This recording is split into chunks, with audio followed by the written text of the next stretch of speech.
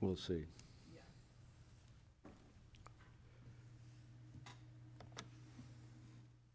We're ready?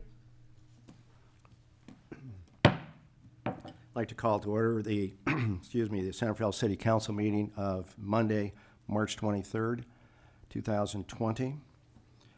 I'll request the city clerk to call roll call. Councilmember Bushy? Here. Vice Mayor Collin? Present. Councilmember Gamblin? Present. Councilmember McCullough? Present. Mayor Phillips? Present also, and we'll now turn to open session, which there was none, closed session none. And I'll just add, this meeting is being streamlined to you by YouTube and our website. And if you community members have a conference call number, which I'll cite for you, please call in if you're so inclined. That number is 669-900-9128. The ID number is rather long, 954-697529, #. And I'll now invite the city clerk to describe our process this evening, which is a little bit different for all of us. So please help us out. Thank you, Mr. Mayor. If you are attending this meeting by conference call and wish to provide public comment, please virtually raise your hand by pressing *9 on your telephone. If you virtually raised your hand, you will receive a notification that you have been unmuted when it is your turn to speak for 2 minutes. If you are calling in and watching on YouTube, please turn your volume down on YouTube to limit any feedback when you speak. If you are attending the meeting via YouTube, please submit public comments in the live chat and let us know you want your comments to be read out loud into the record by writing public comment prior to your message. If you wish for us to state your name, please introduce yourself, as we are not reading usernames into the record. If you have submitted comments prior to the meeting by email or letter, it has been forwarded to the City Council and published to our website. Is there anyone on the conference call that wishes to provide public comment on a topic that is not listed on the agenda? If so, please press *9. While I wait for participants to press *9, I will also request public comments be submitted through YouTube live chat at this time. Thank you. Anyone wish to address us during this open time? And we do have one. Okay, good.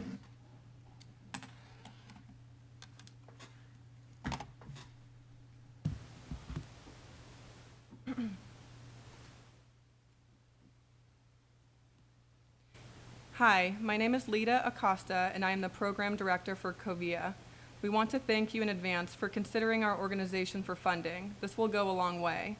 For example, one match that stands out is a 90-plus year young lady that has lived in our community for over 25 years.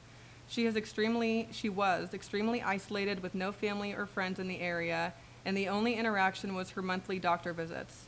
She was in need of some in-home care, but was not able to afford it. We found her a lovely match with an older woman seeking a share, who was taking care of her mother, working, and her mother had passed. She needed to move from their apartment, but was very low income. We were able to match her with a new homeowner, and it was a win-win for all.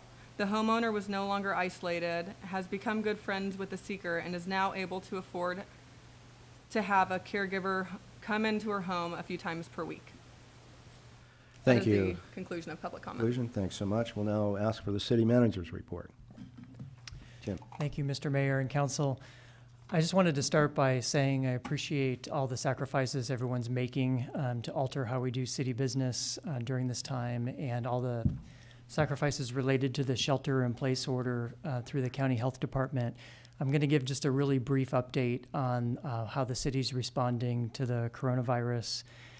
And our goal at this point is to limit the countywide exposures by slowing the rate of spread. As the council is well aware, but just for the community's purpose, we've been staffing an emergency operations center, also known as an EOC, at the city of San Rafael since this started. And as of this week, we moved to an all virtual EOC because we were able to work through a number of different applications and continue to have video conferencing and regular meetings by not being all next to each other at the same place in the Emergency Operations Center. So we're practicing social distancing, and we have a large amount of staff fully engaged in the Emergency Operations Center, and almost all of them kind of virtually contributing through teleconference. The County of Marin is also running their Emergency Operations Center, and they're moving more to a virtual EOC approach as well. At the 2:30 p.m. call this afternoon with the county EOC, there were 43 cases at that point in Marin. The 39th case was of particular note because it was a public health officer, Dr. Matt Willis. And Dr. Willis created a video that was posted on the county's website, which is at coronavirus.marinhhs.org.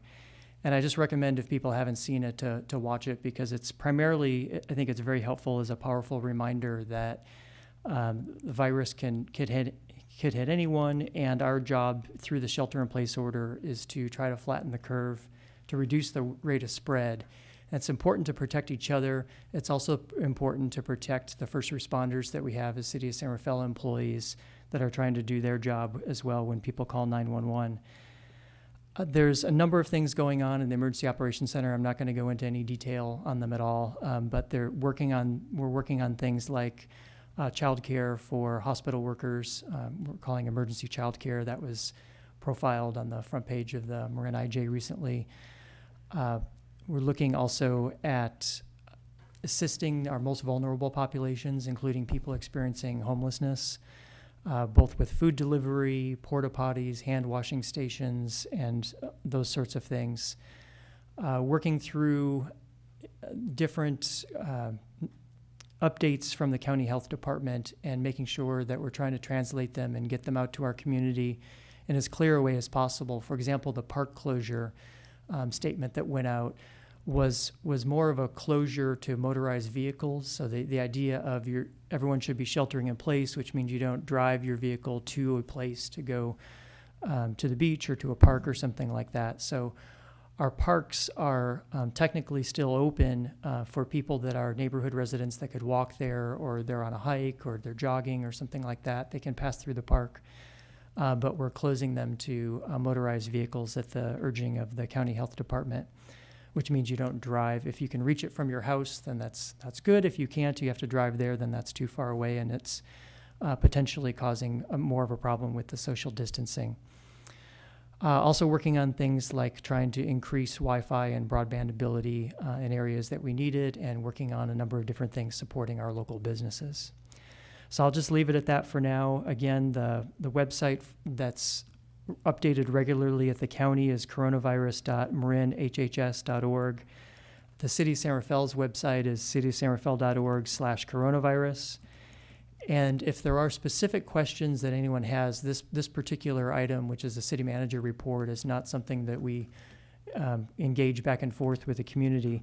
But if anyone does have questions, there's a specific hotline that's been set up, which is area code 415-473-7191.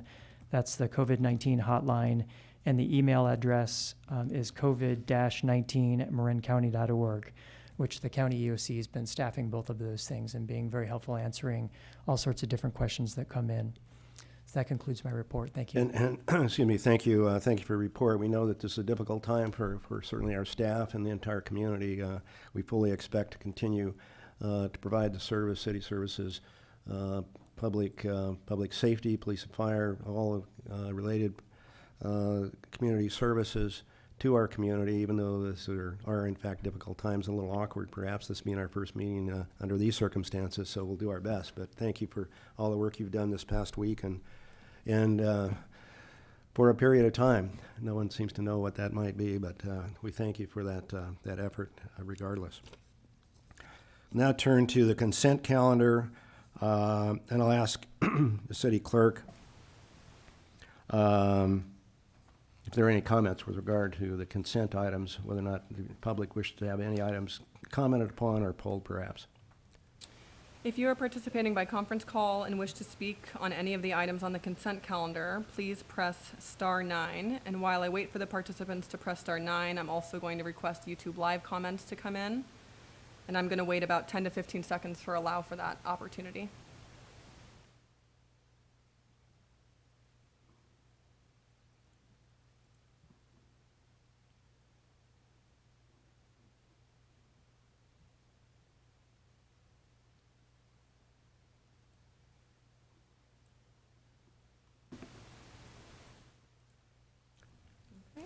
Anyone? At this time, I see no hands raised on the conference call, and there are no public comments on YouTube Live. And thanks so much, and I'll ask each of the council members if they have an item that they would like to have held, and if so, we will do so, and address that item as a separate item, starting with Vice Mayor Collin. No item for me. Councilmember McCullough. No. Councilmember Gamblin. No. And Councilmember Bushy. And I have none either, so therefore I'll ask for a motion with regard to the consent calendar items. I move the consent calendar. Vice Mayor Collins, second. Thank you. Roll call, please. For the record, Councilmember Bushy moved and Councilmember Collin did second. Councilmember Bushy? Aye. Councilmember Vice Mayor Collin? Aye. Councilmember Gamblin? Aye. Councilmember McCullough? Aye. Mayor Phillips? Aye, that matter carries 5-0. We'll now turn to other agenda items, starting with 5A, Community Development Block Grant. Ask for a staff report with regard to this item. Hi, this is Danielle O'Leary, Director of Economic Development. Can you all hear me okay? Yes. Thank you. All right. Before I start, I just want to let you know that we have both Molly and Jillian from the County of Marin on the line who will be able to answer questions after I conclude my brief presentation. And we also have Ethan Guy on city staff to help answer questions regarding housing. So given that we're trying to be brief and I don't have a detailed PowerPoint, I ask if, with your permission, that I could kind of give you the highlights, run through everything, and then open it up for questions. Is that all right? Yes, thank you. Okay.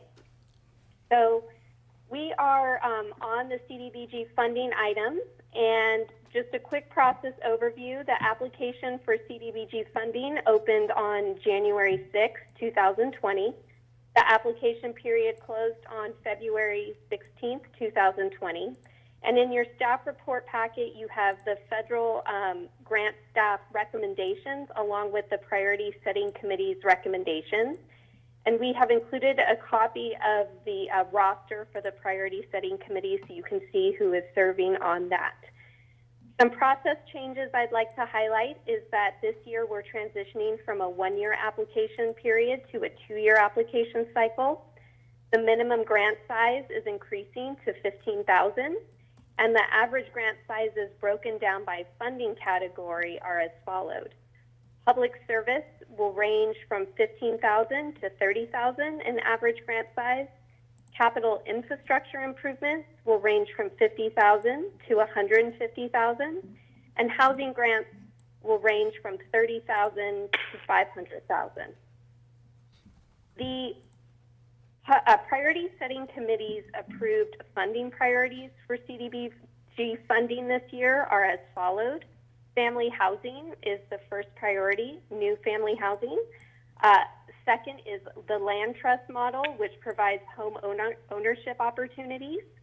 And the third is public service funding priorities, which are broken down into three subcategories of basic health services, children, youth, and parent support services, and housing support services.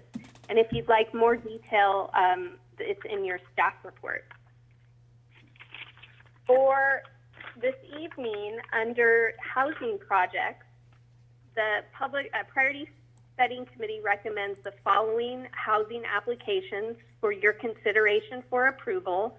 The total funding that is being proposed is for $258,000, and the first is for Habitat for Humanity. Greater SF Redwood Boulevard Homes Project, new home construction in Novato for $98,079. The second is for Marin Center for Independent Living and Residential Access Modification Program. This is a program that helps modify homes for seniors so they can age in place. And we have a recommended funding request of $9,922. And then for Marin Housing Authority Residential Loan Rehabilitation Program, there is a funding recommendation of $100,000.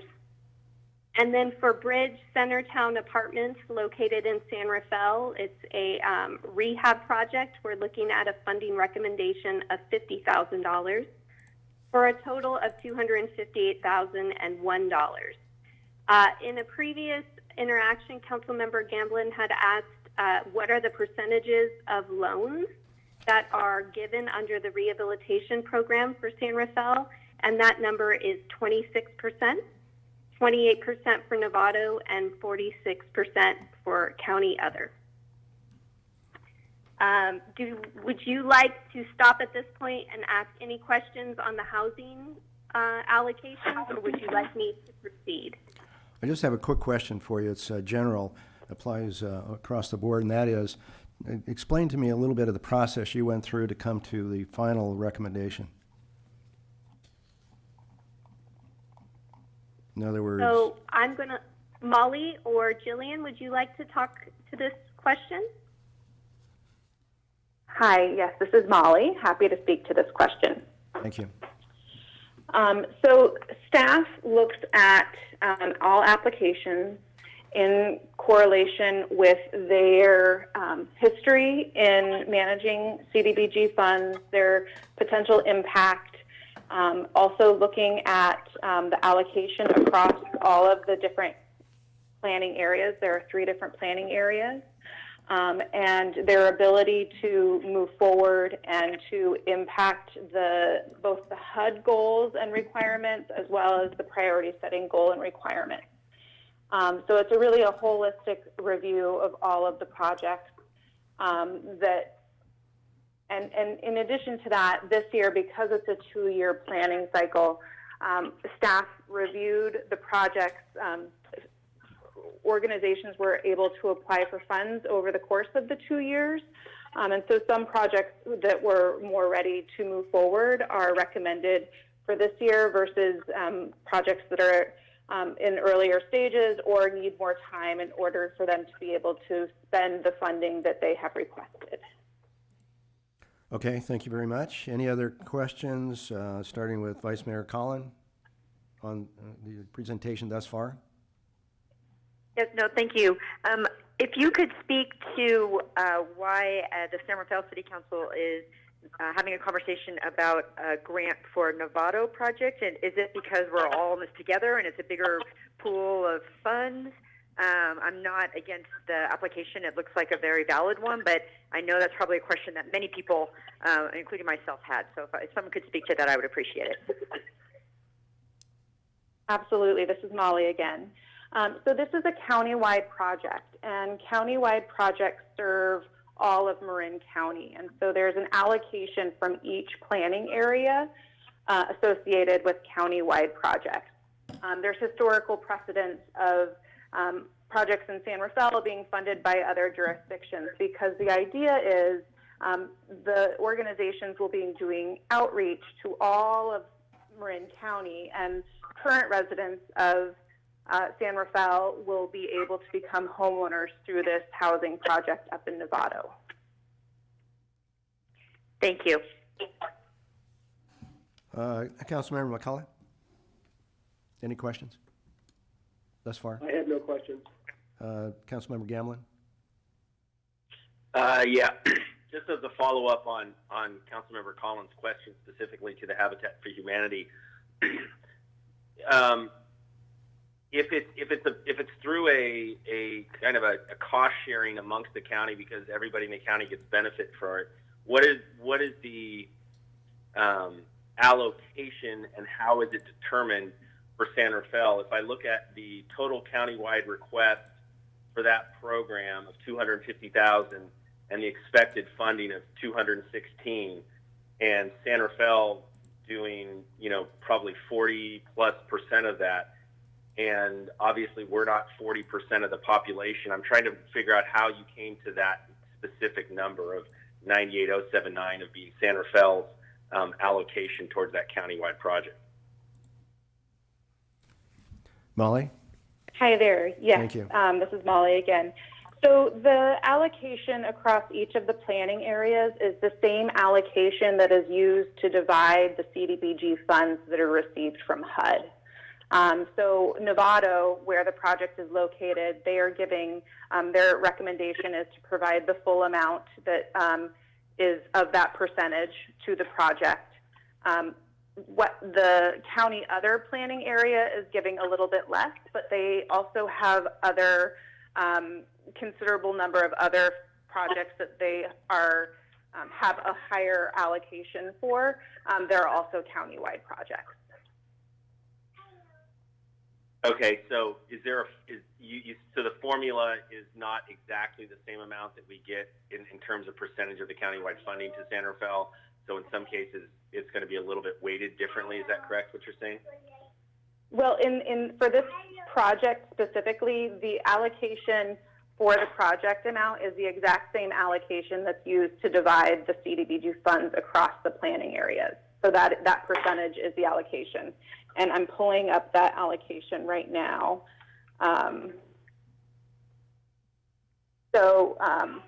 San Rafael receives 39.42% of all CDBG funds. Novato receives 23.68% of all CDBG funds. And the county other planning area, which is every other part of the county, they receive 36.9%. And so the allocation for countywide housing projects is the same allocation as is used to distribute CDBG among these planning areas. So would that be the same for the one for Bridge Housing, Centertown Apartments, that Novato is actually participating in that one as well when they do theirs? Is the allocated percentage for them being allocated to that as well, or is that not? That is not, that is because the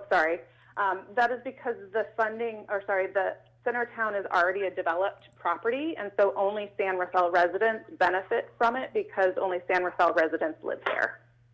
I'm sorry, Jillian, go ahead. No, I was just going to echo that. But if that housing, which is affordable housing at Centertown, is available to anybody, it's not restricted to San Rafael residents, that anytime there's an opening, it doesn't necessarily mean that a current San Rafael resident is going to get that. Is that correct?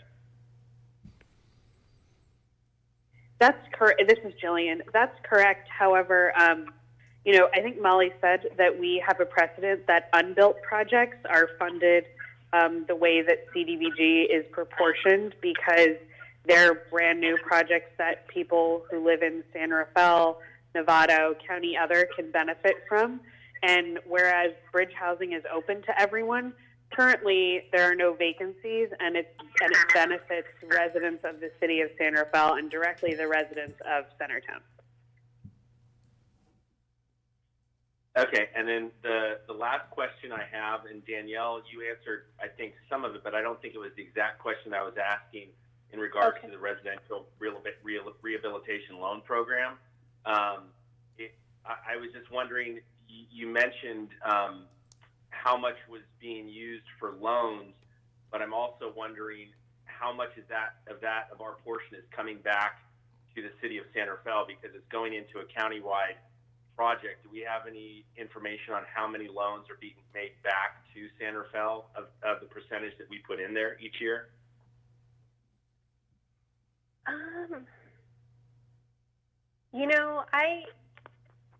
Molly, I don't know if we have that percentage per se. Do we? Sure.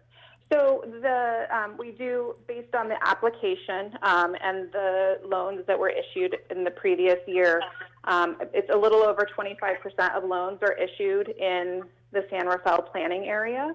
And those loans are anywhere between $25,000 and $35,000 a piece. And so that's between $100,000 and I believe that's $125,000 annually that comes back to the San Rafael planning area. Okay. Thank you, Mom. You go okay, John? Yeah. Councilmember Bushy. Just a couple of questions. One, following up on the other questions. I'll begin, though. I was looking at the other Novato project, the Homeward Bound of Marin project, and I read down in the footnote that the project will be considered for a higher allocation in the next sequence. But it's only getting 0 this time, so there's nowhere to go but up as far as allocations go. So I'm curious about the level of commitment to the future funding and why there was apparently a reluctance to fund it at this point. Is it just not far enough along? And then second, building on the discussion we've had about allocation, should I be assuming that the allocation of the funds available for the Homeward Bound project will be shared based on the allocation factors so that San Rafael would see 39% of those costs?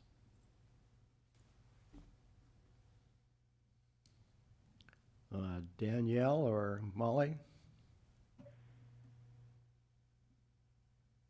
Molly? Yes, this is Molly, yes. So Homeward Bound of Marin, the pre-development and construction for veterans and workforce housing, the reason that they're not receiving funding this year is their request was spread over 2 years, and the request this year was considerably smaller as they're in the very early stages of this project. And we received approximately a little over $2.5 million more in requests this year than we do next year, and so there's much more money available. In addition to that, the Priority Setting Committee has identified family housing as their top priority for housing, and this project is not a family housing project. So while it is a good project and it is moving forward, it's not moving forward in the same speed and capacity as other projects. And so this year, family housing projects were prioritized over that with that recommendation. And you're confident that next time the funding will be, the priorities will be different and this project will be looked upon more favorably? I wouldn't say that the priorities will be different, but we already have the pool of applications for next year, and the applications requests for family housing are much more limited next year, and it looks like there's going to be a pool of money available specifically for this project. Sounds great, thank you. And then just to confirm, the allocation factor will be the same for San Rafael? Yes. Thank you. Thank you very much. I just have a quick question to follow up on one of John's points with regard to the allocation for habitat. While I endorse a sharing, an equal sharing, if you will, based on proceeds, I think you said that we received about 39% of the total.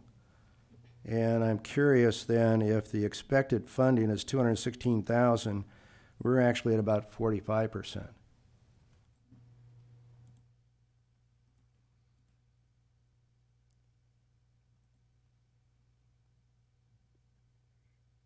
That may be because when we have a project that doesn't, when we have a project that does not complete, or if it pays down a loan from a previous agreement, those monies are reinvested into that community. And so I believe that we have one or two projects this year that paid back funds, and those monies are being reinvested into the San Rafael planning area. I'm not going to pretend to fully appreciate the comment.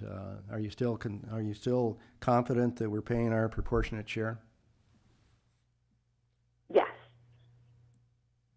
You know, and happy to send you the backup materials around that as well, if that is helpful. If you would, like I said, I endorse proportionate sharing, just as long as we are in fact in proportion, and what I see before me doesn't indicate that.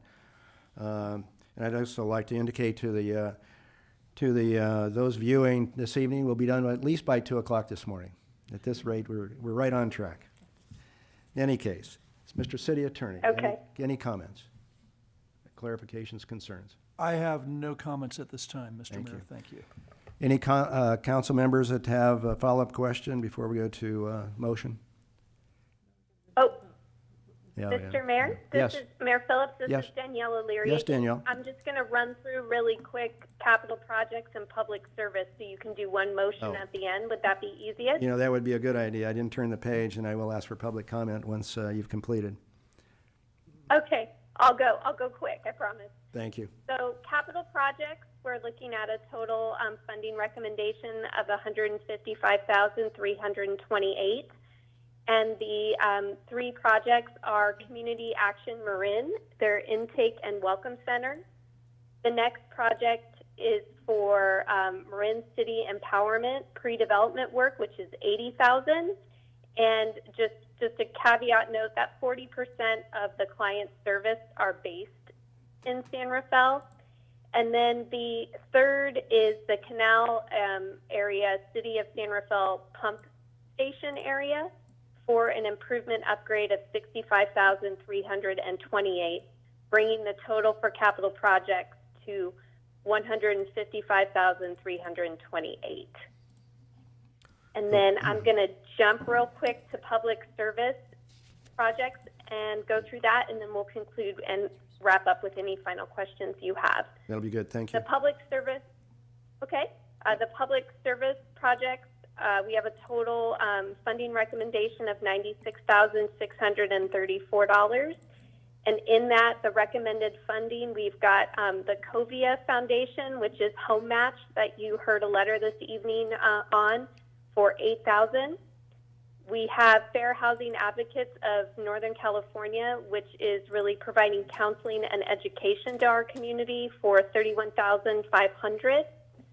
We have the Families, Children, and Law, the Domestic Violence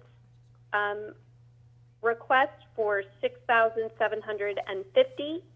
We have Legal Aid Marin for $20,384. We have RotaCare Bay Area for $15,000, and we have City of San Rafael Pickleweed Preschool for $15,000, bringing the total to $96,634. Okay, excuse me, thank you. And I'll ask council members if they have a question, starting with Vice Mayor Cullen. No questions. Councilmember McCullen. No questions. Councilmember Gamblin. Yeah, just really quick, again, going back to the allocations on these, Danielle. In the one for Fair Housing Advocates of Northern California, the total expected countywide funding is $64,000, and we're recommending $31,500 from San Rafael. Again, close to 50% of the funding for that on a countywide basis. Just wanting to make sure the allocations play out, because I look down at the Pickleweed Preschool, which has always been a challenge for us, and we're the only ones that's funding that, and I understand why, because it's serving directly San Rafael citizens, so I wouldn't expect the other functions to do that. But with this limited amount of funding, should we not be looking at those pieces directly in San Rafael? And I guess that's where my question is regarding the Fair Housing Advocates. As a countywide program, we're funding almost 50% of that. Good question. So Molly and Jillian, do you want to speak to that, how that was determined? Yes. So this is Molly. Right. So 42% of the participants or services at Fair Housing Advocates of Northern California are to members of the San Rafael community. So that's a large part of the investment there. It's also, this program is a requirement of CDBG, and so we tend to focus more money than we do on other projects on this particular project because it is a requirement by HUD. Okay. So does that number match up the 40% that you said? Does that match up with what work is coming from San Rafael?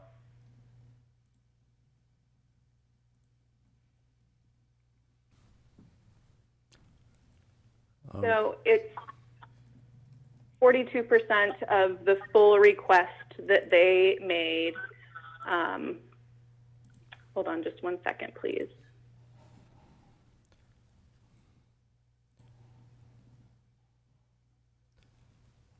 I mean, it is 42% of the countywide request, but if your expected funding is 64, then I guess I still have the same question I had prior, and maybe it's the same as John's. Yeah. That's correct. So it's 42% of the full request. But the full But we're request not- hasn't but been we're met. Oh, not- I'm sorry, Even John. the full county is not funding that full request. So as a percentage of what's being funded, rather than what's being requested, we're fulfilling our part of the request, but the rest of the county planning is not fulfilling their part of the request. Other planning areas are fulfilling just a little bit less. So I believe the Novato recommendation is about $3,000 less than the full request.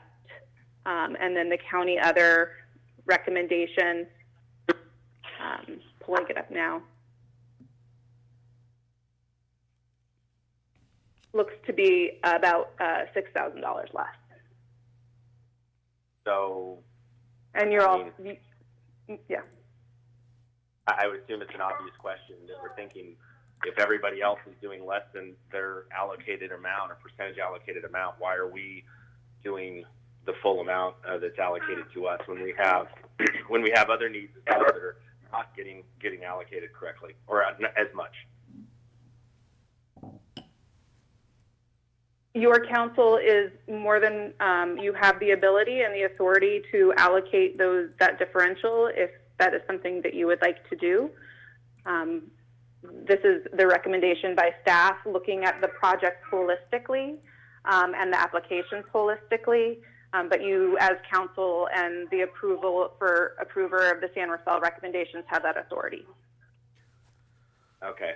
And then moving back up to the capital projects, the same question holds for the Marin City Empowerment Clubhouse pre-construction and development, where we're basically, I mean, the request for San Rafael is $109,000, and I would assume that is 40% of the $279,000, since the claim is that they serve 40% of San Rafael's residents, and that's pretty close, about $2,000 difference. But in terms of the overall funding of that project that's coming from on a countywide basis, we seem to be doing a little bit more than the 40%, if I'm reading that right, or my math might not be as good as it should be. Well, actually, I think it's over half. Yeah, we're at 53%.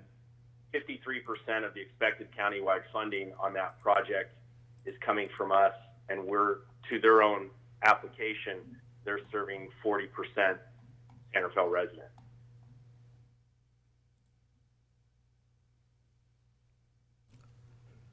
So this is Molly. Again, staff make the recommendations looking at the full universe of applications that come forward, and no recommendation is over the full amount requested for that planning area. Other planning areas, have additional projects, additional programs, or there is also the anticipation of funding projects more heavily, countywide projects more heavily in the next year as well. Well, if we could clarify for me, this is Gary. Do we have to act upon this evening? Because frankly, I think there's some changes that need to be made just based on pure allocations.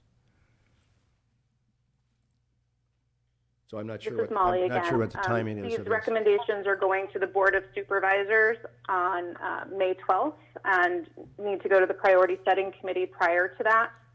We have a requirement by HUD to submit this plan by May 15th. Well, we have a city council meeting on May, not May, on April 6th. on and April 20th. 6th, right? Mhm. Do we not? Could we bring it back? Is it possible to bring it back at that time? Staff can definitely bring it back at that time. If you don't feel like you're ready to take an action on it tonight, I'm not sure if there's a couple minor changes or if it's significant enough that you'd like to bring it back. I'm just trying to figure out my options sitting here directing traffic. John, would you, Councilmember Gamelin, would you care to comment? I think it should be brought back, but I'd be interested in your thoughts. You know, the main point for me is is just that if we're trying to stick and maintain a consistency with guidelines, I'm all for that, and I understand that Santa Fe needs to pay its allocated share. If there wasn't other needy projects available as well that are not getting as much funding, I probably wouldn't think twice about it. But if we're looking at, just in the case of the Empowerment Clubhouse, if it's 40%, is it 45%, is it 50%? If we had a specific number, and I think that and I was trying to look at the report before the meeting to see if there was any specific breakdown, in demographics on showing exactly where the residents that are using that clubhouse are coming from. If it's 50%, then great. If it's 52%, then great. But I couldn't find that anywhere, and maybe I missed that. If it's the 40% that they're saying they're serving, then my comment would be, then we just adjust it to our allocation to 40% and reallocate that to one of the lesser ones, like Pickleweed or wherever, or the Public Works station in that case, the pump station that's not getting the full funding request. So that would be my only point. I don't know, if we could run quick math, or we could just have staff go back and bring it back on April 6th with those specific numbers. I think we could get through it. Well, I guess, as Gary, once again, my preference would be to have it brought back, because the first item we touched on clearly, I'm still not satisfied that we went through the process. It sounds like, to me, to be quite frank, that it was based on countywide request rather than the actual funding. And I think there are several, at least 3 that I can spot, that are probably not in that same proportion. Again, I agree that we're more than willing to pay our proportionate share, but if there was a mistake internally, and since there are other needs, Pickleweed specifically, I think we owe it to that particular project and any others that other council members have an affinity for. I think it would be appropriate to bring it back and address it that way, rather than tonight try to figure out what 39% of 279,000 is, or whatever. If that's satisfactory, I would entertain a motion to that effect. Starting with, well, not starting with, it's a motion, so it gets a little tricky. Can anyone offer a motion, or do I go through the list? We still need to receive public comment. I know, you're right. Public comment. Oh, is there any public comment? Yes, if there's anyone on the telephone right now who is interested in providing public comment on this item, if you could press *9 and let me know that you have public comment. And while I wait for anyone on the conference call, I will request that you put in your YouTube Live comments. I see no comments on the conference call, and we do have 2 comments from YouTube Live. One is a question. Are these union-built projects?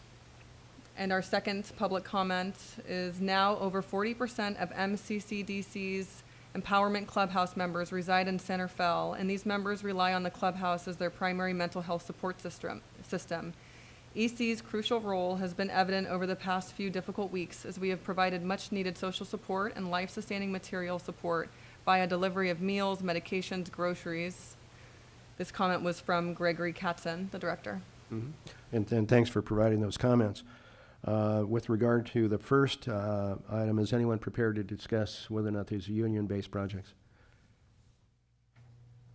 Jillian Zeiger from the county.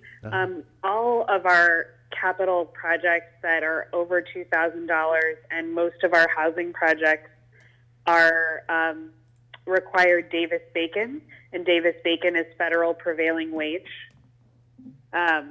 So that's what I can speak to. Okay, thank you. And with regard to the allocation, I think we've indicated that we're certainly we are supportive of these various projects. Wish they could be fully funded, but we're certainly willing to do our proportionate share. I think that's our indication. So with that, close public and come back, and I would suggest a motion with regard to tabling this item to bring it back at the next meeting. I think I have a text of a motion that might work. Test of a motion. Text, A the text of a words. motion. A motion. I have a motion. I move that we continue item 5A until the next city council meeting, Right.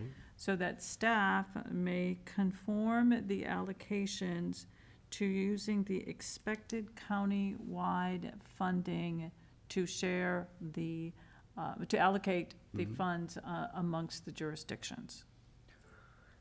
Thank you very much. I like your motion. Is there a second to that motion? This is Kate, second. Thank you very much. Roll call, please. Mr. Mayor, this is Andrew McCullough. Yes.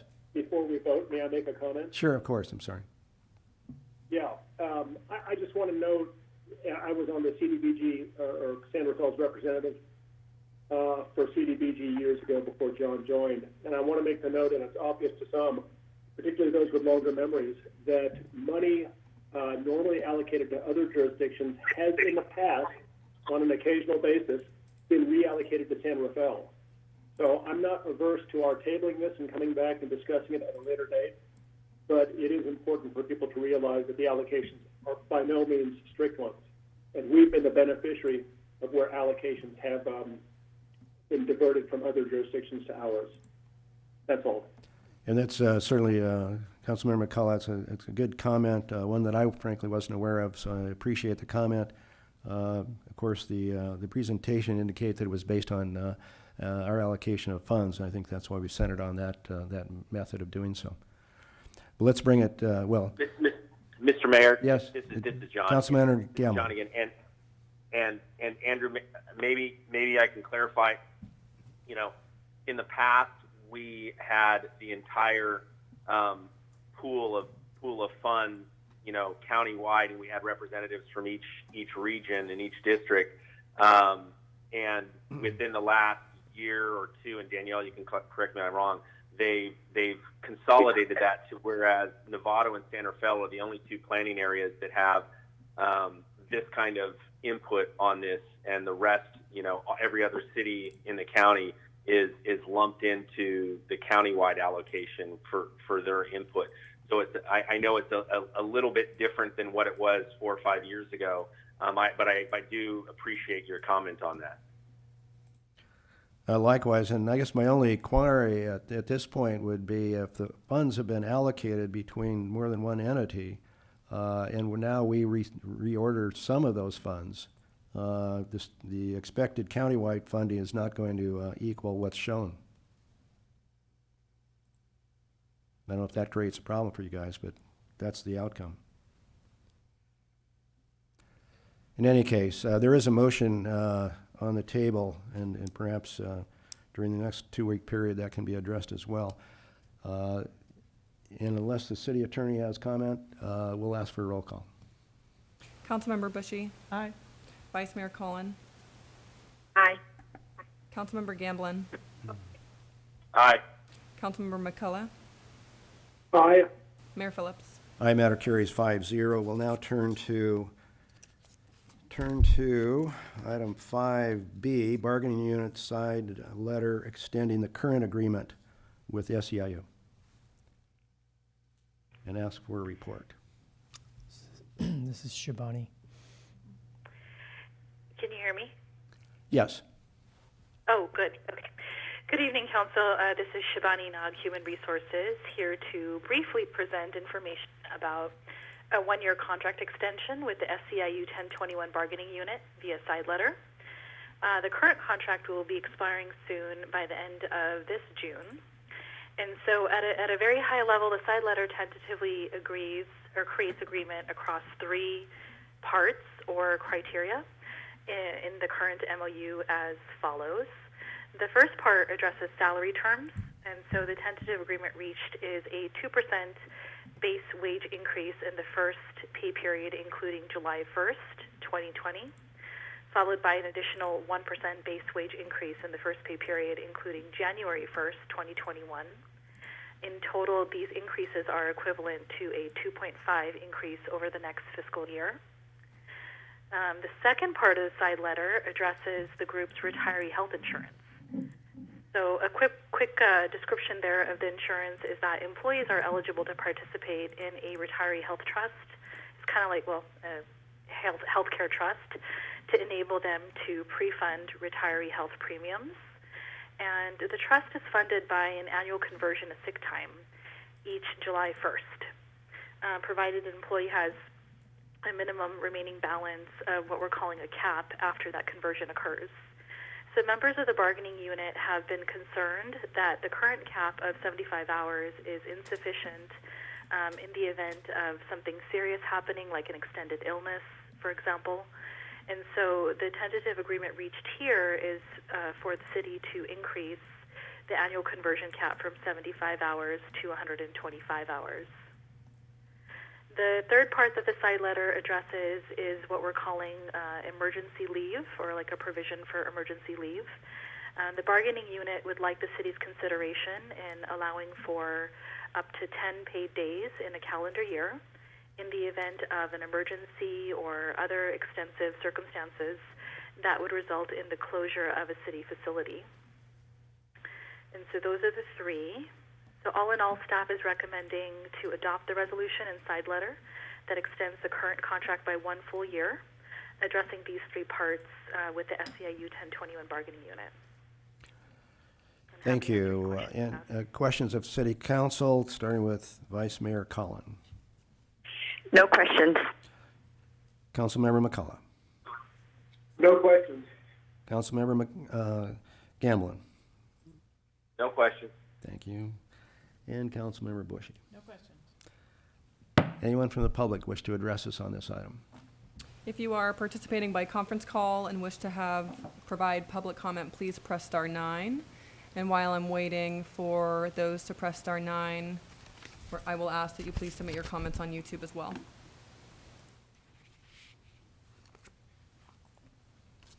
I see no comments on our conference call and no comments on YouTube. Thank you. I'll close public and return for follow-up questions, starting with Vice Mayor Collin. No further questions. Councilmember McCullough. No questions. Councilmember Gamblin. No questions. Councilmember Bushy. No questions. In which case, do I have a motion with regard to this item? I move that we adopt the resolution approving the memorandum of understanding side letter agreement between the city and SEIU. Second? And seconded by Vice Mayor Collin. Roll call, please. Councilmember Bushy. Aye. Councilmember Vice Mayor Collin. Aye. Councilmember Gamblin. Aye. Councilmember McCullough. Aye. Mayor Phillips. Aye, the matter carries 5-0. We'll now turn to item 6A, which is 999 3rd Street, BioMarin R&D Buildings. Thank you, Mayor Phillips. Good evening, council members. Good evening. I'm Rafi Beloin, Planning Manager, City of Santa Fe. So due to the unique circumstances and in the interest of time, we will provide a quick summary of the project with the understanding that we are available for any further questions or any areas you want to find out more about. The project applicants, as well as the city's environmental consultant who prepared the EIR, is also on conference call if any questions do arise. Much of the background information and the extensive public review that has already occurred on this project was included in the staff report and all the attachments. So with that, I'm going to turn it over to Sean Kennings, the contract planner who worked on this project, and then I'll conclude the presentation. Thanks, Rafi. Good evening. Good Good evening, Mayor Phillips, members of the council, people listening and watching at home. I'm Sean Kennings with LAK Associates. I'm the planning consultant project manager for the application. I'll give you a brief overview and answer any questions if you have Thank them. you. Again, this is a joint project between BioMarin, Whistlestop, and Eden Housing on a 133,000 square foot lot in downtown Santa Fe between 2nd and 3rd and Lindaro and Brooks. BioMarin purchased the property in 2015. One of the reasons was to facilitate the development of Whistlestop Eden Housing after they had trouble with their own project at 930 Tamalpais. The applicants submitted a formal application in October 2018. They've had 8 public hearings to date, 2 conceptual hearings at the Planning Commission Council, Design Review Board, and then formal hearings as well as a hearing at the council level to go over the development agreement.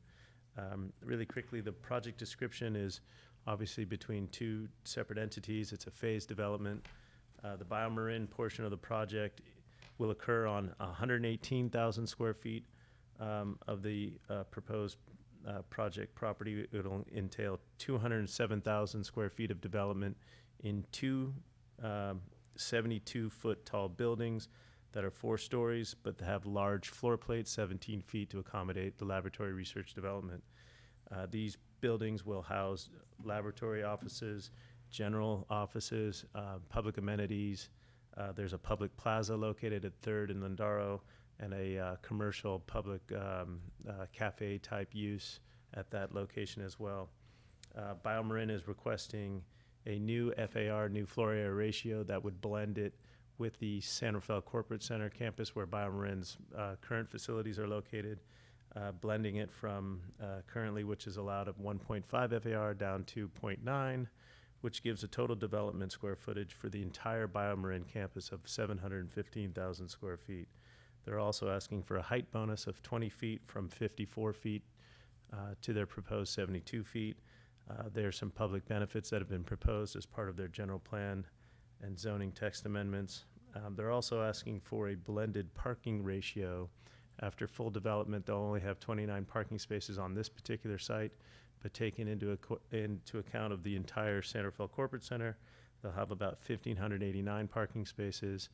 They provided a parking ratio as part of their application that's in the project description of the Planning Commission hearing. The Whistlestop Eden Housing portion of the project will be on 15,000 square feet in the northwest corner of the property. This will feature a 6-story, 70-foot tall building with the first and second floors will be the Healthy Aging Center for Whistlestop. That'll include their administration, a medical clinic, offices, and classrooms for their their programs. On the 3rd through 6th floors will be 67 units of affordable senior housing, all affordable, including 1 manager's unit. And they'll have 12 parking spaces on the ground floor, 1 for the manager's unit. As part of their project, they qualify for certain concessions through the state density bonus law, including the increased height, the increased density, and the reduction of the parking. All in all, this project is requesting entitlements for a general plan amendment for height and FAR, a zoning amendment to correct the text for the height, development agreement, the PD rezoning to incorporate this property into the San Rafael Corporate Center, and then the master entitlements for design review, master use permit, small subdivision, and the sign program. Again, the project was reviewed by the DRB last summer. It was approved 5-0, recommended for approval, consistent with the general plan and design guidelines. And most notably, this project went through an EIR process. Rafi mentioned the environmental consultant. Pursuant to CEQA, which is the California Environmental Quality Act, the city hired Amy Skewscox in conjunction with Bruce Amblin of Baseline and David Parisi of Parisi Transportation. They prepared the EIR, the Environmental Impact Report, last summer. It was published, had a 45-day public hearing process that we had a hearing on September 24th. We received 6 comments. They took those comments, prepared the final EIR, which was released January 10th. The final EIR and the draft EIR the response to comments in the draft EIR composed the final EIR. In summary, many of the topic areas were either less than significant or less than significant with mitigation. for both construction and operational impacts, with the exception of 4 critical areas, land use and planning, and 3 transportation areas, specifically worsening the level of service in the local circulation area network around the area. Those significant impacts required a significant override, which I'll talk to in a little bit. The IR also evaluated alternatives. There were 4 alternatives that were discussed. The alternative 2, the reduced scale alternative, which intended to have a smaller BioMarin project, would reduce a lot of the impacts. However, it does not meet BioMarin's primary objective, and without BioMarin's primary objective, the Whistlestop project would not be would also not be realized. Therefore, the alternative is rejected, and the proposed project was recommended. So, in order to make a conclusion on a statement of override, the applicant has prepared a development agreement with some requested terms. In their requested terms was a 10-year time frame, certain timelines for construction, requirement to remove the pedestrian connection along Mahone Creek, relocation of conference space, and freezing of impact fees for traffic and affordable housing. On its merits, though, the staff and the Planning Commission both concluded that the public benefits associated with the project on balance outweigh the significant unavoidable environmental impacts of this project. Those include furtherance of city goals, development of existing infill site, voluntary donation of the development area, voluntary monetary contribution for the shuttle and signal synchronization, development opportunity for the Whistlestop Eden housing, the leaseback donation, public meeting space, contributions to bicycle and pedestrian safety, and the opportunity for temporary public parking on the site during phasing. So again, in order to approve the project, we have to adopt the significant override. And with that, I will turn it back over to Rafi, and he'll give you a summation of the Planning Commission and the merits. Right, and thanks for the presentation. All right, thanks, Sean. So as he mentioned, the Planning Commission did review this on January 28th. They did recommend unanimous approval of the project. There were just a couple minor changes that were incorporated in their recommendation. They suggested a couple edits to Mitigation Measure Transportation 1, which is the Transportation Demand Management Program, TDM, that's required. And they added some clarifying language to clarify what the obligations are of the developer. The second piece was in regards to one of the terms or requested terms of the development agreement to remove the path behind the Lincoln Avenue garage. There is a requirement that was required on a prior development phase at BioMarin that required a path to be built back there.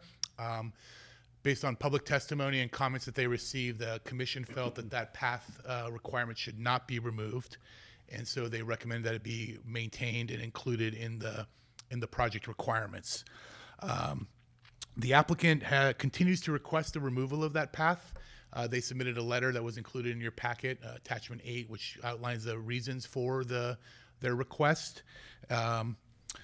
And staff does actually concur with the request for removal. The path as currently proposed would be duplicative in the sense of providing a third way from Anderson to 2nd Street, all within about 150 feet. The area in which the new path would be located is fairly uninviting in terms of being in the back of a garage and very narrow and obstructive with the garage there. And the removal of the path was part of a larger development agreement negotiated package in which that was one of the terms that was negotiated. So for those reasons, staff would recommend that the path removal is appropriate.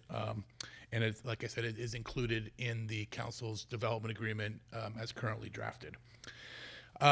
Also, just today, we did receive a couple minor requests from the applicant for further clarity to Transportation 1. So the city clerk does have those proposed edits. They're very minor. We have checked them with our environmental impact report authors, and they have no concern with adding them. Basically, it just specifies the title of the actual traffic impact study, adds the word successful to the required 15% reduction, deletes the word each year after the 15% reduction, and deletes the word annual before monitoring. So staff is okay with those changes as shown on the screen above. And so in conclusion, staff supports the project. The Planning Commission and DRB both have recommended approval. This does go a long way towards promoting the city's goals of revitalizing downtown, bringing a major employer into the core of downtown, and redeveloping an infill property. The project would also facilitate the Whistlestop project with much needed senior housing and senior services. So with that concludes staff's presentation, and be happy to answer any questions that you may have. First, thank you for the two of you, the presentation, and certainly the multi-page write-up that you've summarized. So thanks for doing so. I will comment on a couple of things. One, the path that you mentioned, you didn't mention that was part of a subcommittee that Councilmember McCullough and myself met with BioMarin on several occasions. And then the council met in a workshop format with BioMarin to further develop the development agreement. And so most of the provisions are certainly not new to this body. And I was certainly, and I think we were certainly pleased with the negotiations, the discussions that took place, particularly considering BioMarin and their accommodation of Whistlestop, an important element of this project, and I think important feature for the city of San Rafael. So I'll just add that to your complete report, certainly. With that, I'll ask if there are questions, starting with Vice Mayor Collin. Thank you, and thank you for that staff report. And I also want to give a big thank you to the Planning Commission and the DRB who have reviewed this quite a bit over the past 2 years. Rafi, my question is just for you, just to clarify, the path that the Planning Commission discussed is actually not built. So when we talk about removal of a path, what we're actually saying is removal of a path requirement or a path to be built, right? I just wanted to clarify because that came through in the letter from BioMarin. I wanted to make sure. You are correct. So there is an existing path that exists across Mahone Creek that would still remain. It's a city path that's heavily used. But this path is one that was required but not yet built. So other than that one item and then the smaller ones, the Planning Commission was fully supportive of this project, and they really drilled down on all the different aspects of everything from the different zoning changes and everything else, correct? Yes. Yeah. And the DRB. Thank you. Those are my questions. Yeah. Thank you, Councilmember McCullough. No questions. Thank you. Councilmember Gamblin. No questions. Thank you. Councilmember Bushy. The Vice Mayor has asked all mine. Thank you. Thank you very much. In which case, I'll open for public comment. At this time, if you are on the conference call and you do wish to provide public comment, please press *9 to let us know. And while I'm waiting for those on the call to press *9, I will ask that all of the people on YouTube will submit their comments on YouTube now. We do have one caller who wishes to provide public comment with the last 2 digits in their telephone number is 39. If you will unmute your phone, and I will go ahead and set the timer for 2 minutes. Hello, this is Diana Conti. I'm speaking on behalf of the 500 members of Housing Crisis Action. We're here to urge your support for this smart and innovative project. It's been its amazing positive impact on our housing crisis, and we applaud all of the very thorough and inclusive planning processes that took place to make this project come forward, and we thank you for your leadership. And thank you for your comment. Anyone else? And there is no one else on the conference call. And we have received public comments through YouTube. The first is from Lori Schifrin. I spoke to Sean, and indeed BioMarin is asking for another 20-foot height bonus after they have already received a height bonus for their monstrous buildings. Santa Fe approves 56 feet for its buildings. The first bonus gives BioMarin a bonus to 70 feet plus 15 feet for equipment. These buildings now will be over 100 feet when this is approved. BioMarin keeps asking and the City Council keeps approving. In addition to this, they already received a height bonus on the current buildings because they provided meeting spaces for community members plus free parking. Recently, the council approved that BioMarin can eliminate the meeting place and parking for community members from those buildings. This is not all right. We have another public comments from Bill Carney, Sustainable Santa Fe. We urge approval to expedite Whistlestop, and we ask the city and BioMarin to find safe and reasonable ways to complete the approved path along Mahone Creek when the garage expansion is built. Our next public comments. My name is Joanne Webster, President and CEO, Santa Fe Chamber of Commerce. Good evening, Mayor Phillips and City Council. On behalf of our nearly 700 employers, representing over 26,000 employees across 25 different industry sectors, we ask that you approve the project being discussed tonight as agreed upon in the development agreement without any further delay or changes. Now, more than ever, it is time to show our appreciation and support for businesses. Businesses of all sizes are anxious about the future. Now is the time to move this project forward without additional requirements so that they can plan accordingly. BioMarin has already pledged a generous amount to the community in asking them to add another walking path adjacent to the existing one.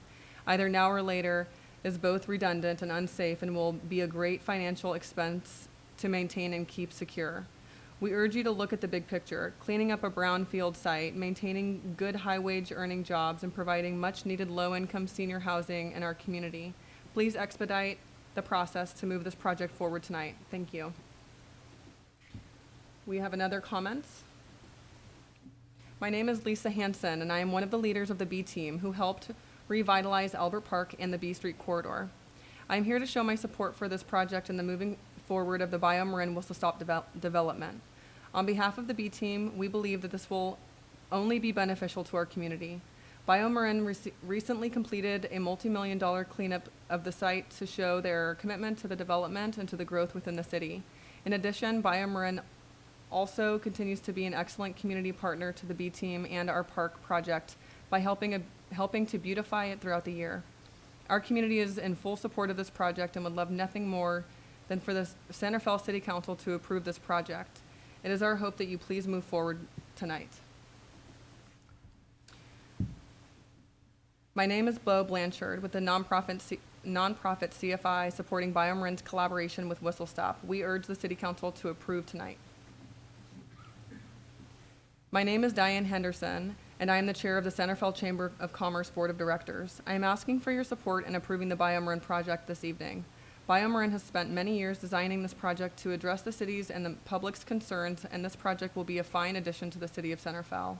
In these uncertain times, with so many businesses and individuals struggling, I believe that it is in the city's best interest to facilitate commerce to get our economy and our community healthy once again. Approving BioMarin is a step in the right direction. Thank you. My name is Omar Carrera, CEO of Canal Alliance. I'm here to show strong support for the BioMarin Whistlestop project. BioMarin and Whistlestop are valuable members of the city of Santa Fe and Marin County. This project is an innovative mixed-use development that exemplifies the city's mission to improve the region's infrastructure to make Santa Fe a better place to live and work. Name withheld from the record. Will this be a union-built project? Also, what company will be the general contractor for this project?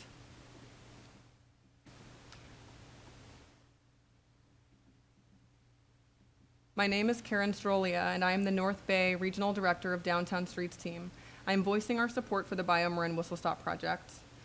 The economic impact of a company like this expanding within the city is absolutely critical for the city's tax infrastructure. This project is an innovative mixed-use development that exemplifies the city's mission of making Santa Fe a better place to live and work for all ages.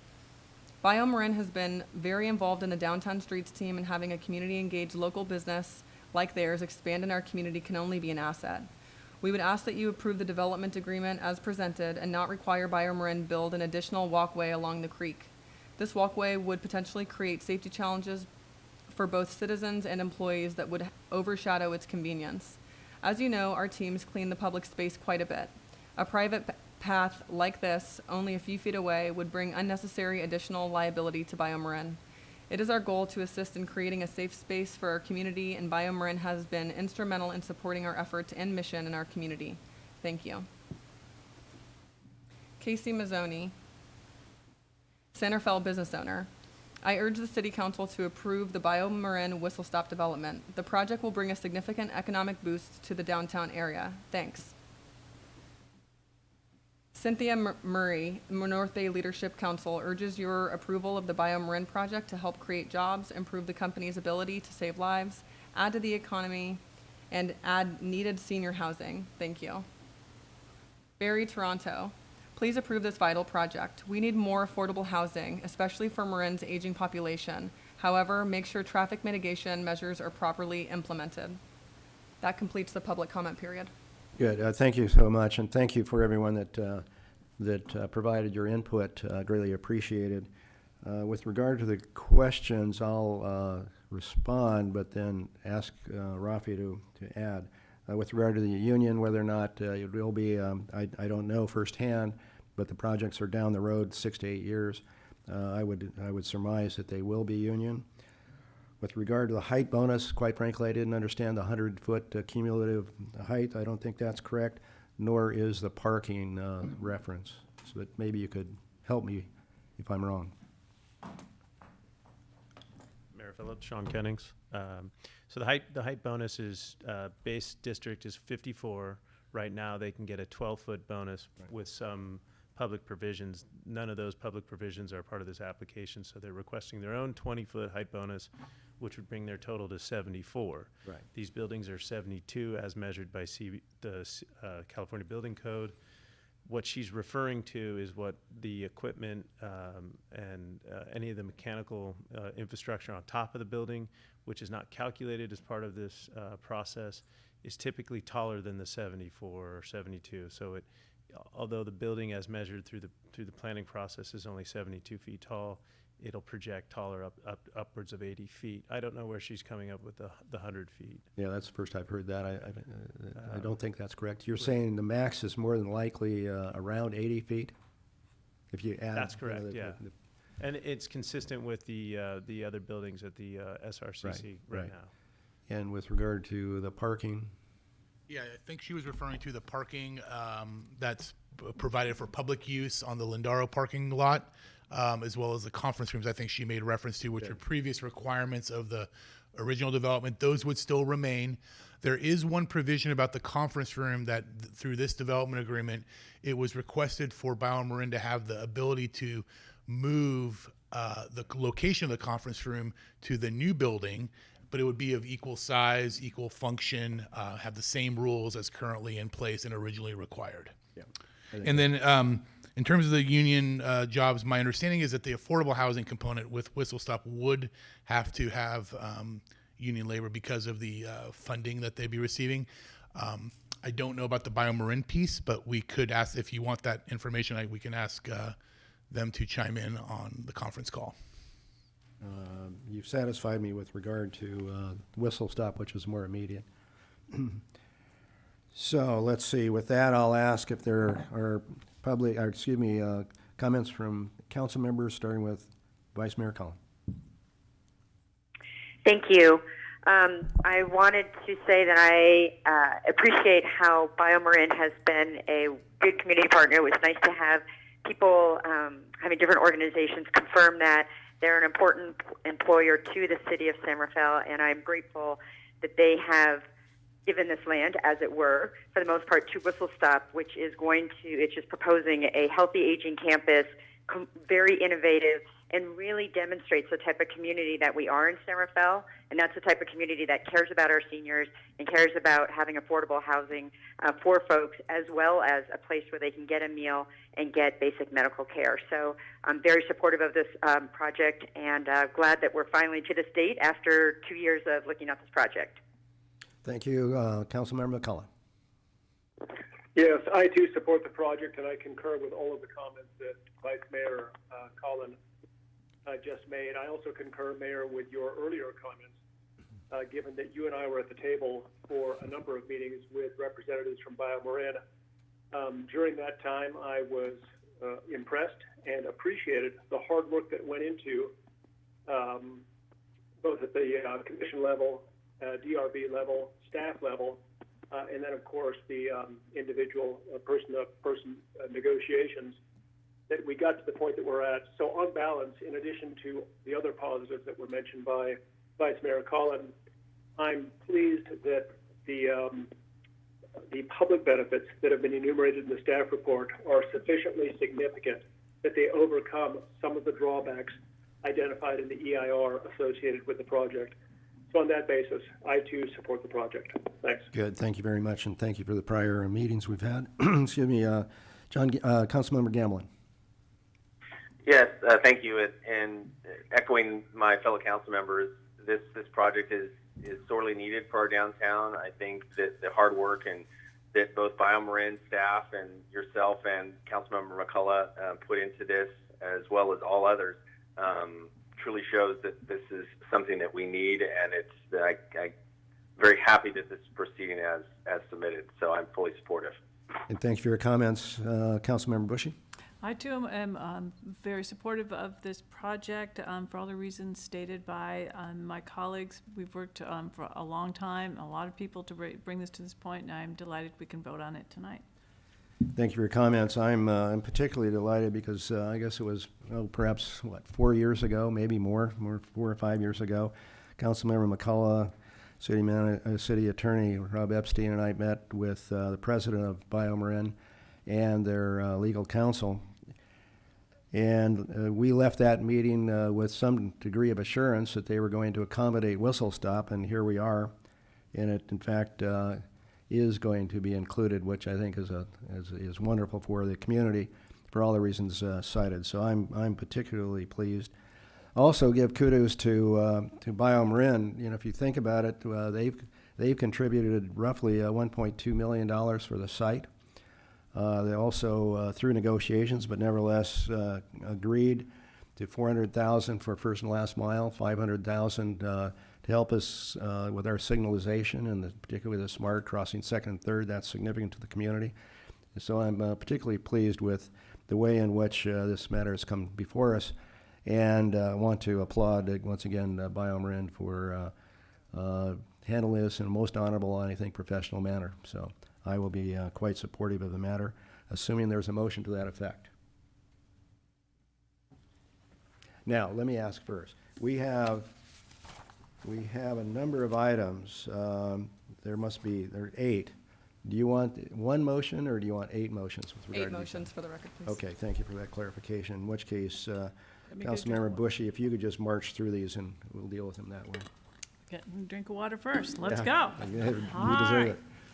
I move that we adopt the resolution certifying the final EIR. Second. Moved and seconded. Roll call, please. Councilmember Bushy? Aye. Vice Mayor Collin? Aye. Councilmember Gamblin? Aye. Councilmember McCullough? Aye. Mayor Phillips? Aye, the matter carries 5-0. I move that we adopt the resolution adopting CEQA findings of fact and statement of overriding considerations and improving an exception to the level of service standards and a mitigation monitoring and reporting program. Second. Moved and seconded. Roll call, please. Councilmember Bushy? Aye. Vice Mayor Collin? Aye. Councilmember Gamblin? Aye. Councilmember McCullough? Aye. Mayor Phillips? Aye, matter carries 5-0. I move that we adopt a resolution approving general plan amendments to establish text and map amendments to 1, modify Exhibit 6 FAR maps to add 0.90 FAR for SRCC site and the BioMarin portion of the 99 3rd Street site, and 2, amend Exhibit 10 height bonuses to create a new 20-foot height bonus for this site. Second. Moved and seconded. Roll call. Councilmember Bushy? Aye. Vice Mayor Collin? Aye. Councilmember Gamblin? Aye. Councilmember McCullough? Aye. Mayor Phillips? Aye, matter carries 5-0. I move that we It'll be past the ordinance to print. pass the ordinance to print. Is there a second? Second. Moved and seconded. Roll call, please. Councilmember Bushy? Aye. Vice Mayor Collin? Aye. Councilmember Gamblin? Aye. Councilmember McCullough? Aye. Mayor Phillips. Aye, matter carries 5-0. Mr. Mayor, could I just request that the title of the ordinance be read? Thank you. Yes. The title Okay. of the ordinance is consideration of an ordinance adopting zoning text amendment to establish new height bonus provision for the BioMarin portion of the site for projects which meet specific criteria. That's what we've done. We're now moving, no, that's the We've one already we've got done. it. We're now That moving one's on to done. the next one. Right. I move that we pass an ordinance to print. The title of the ordinance is an ordinance adopting a plan development rezoning to incorporate the BioMarin portion of the 999 3rd Street property into existing SRCC PD district and update the PD with land use regulations and development standards. Second? Move in second. Roll call, please. Councilmember Bushy. Aye. Vice Mayor Collin. Aye. Councilmember Gamblin. Aye. Councilmember McCullough. Aye. Was that yes? I'm going to count it as a yes. Okay. Mayor Phillips. Aye, Yes. matter carries 5-0.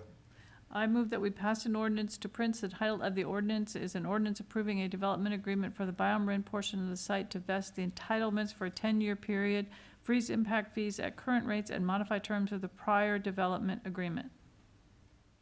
Second? Move in second. Roll call, please. Councilmember Bushy. Aye. Vice Mayor Collin. Aye. Councilmember Gamblin. Aye. Councilmember McCullough. Aye. Mayor Phillips. Aye, matter carries 5-0.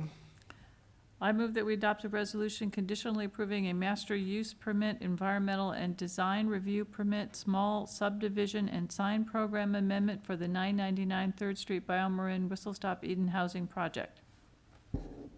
Second? Move in second. Roll call. Councilmember Bushy. Aye. Vice Mayor Collin. Aye.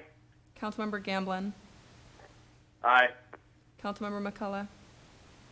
Aye. Mayor Phillips. Aye, matter carries 5-0. And finally, I move that we adopt a resolution authorizing the mayor and the city clerk to sign the development agreement. Second? move in second. Roll call. Councilmember Bushy. Aye. Vice Mayor Collin. Aye. Councilmember Gamblin. Aye. Vice Mayor McCullough, or sorry, Councilmember McCullough. Aye. Mayor Phillips. Aye, the matter carries 5-0. Once a vice mayor, always a vice mayor, I guess. In any case, thanks, everyone. An excellent job by the staff, by the way. Nice report. Thank you very much. We'll now turn to council members' reports, requests for future agenda items. Are there any? None for me. March- No. No? Bushy? No, and I'm going to make it short and sweet. No. Therefore, we shall adjourn. And we made it. Thank you, everyone. Thanks, everybody. Thank you. Thank